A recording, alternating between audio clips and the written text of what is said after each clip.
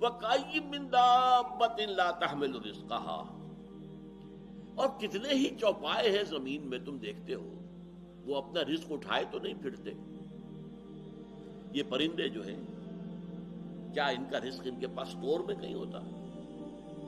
حضرت مسیح کا ایک بڑا پیارا جملہ ہے سرمن آف دی ماؤنٹ میں، کیوں فکر کرتے ہو، اپنے حواریین سے کہہ رہے کیوں فکر کرتے ہو کہ کیا کھائیں گے؟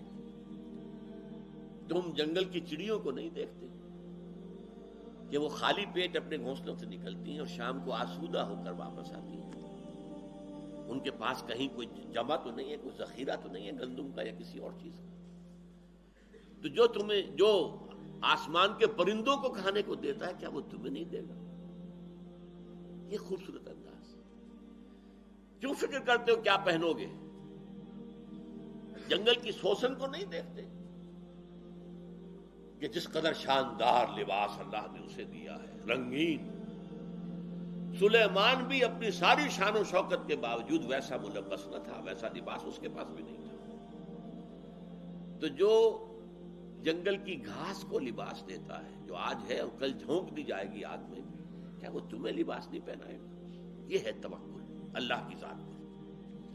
وَكَأَيٍّ مِّن دَابَّةٍ لَّا تَحْمِلُ رِزْقَهَا اللَّهُ يَرْزُقُهَا وَإِيَّاكُمْ، اللہ ہی انہیں بھی رزق دیتا ہے، تمہیں بھی دے گا۔ کیوں فکر کرتے ہو کہ کل کیا کھائیں گے؟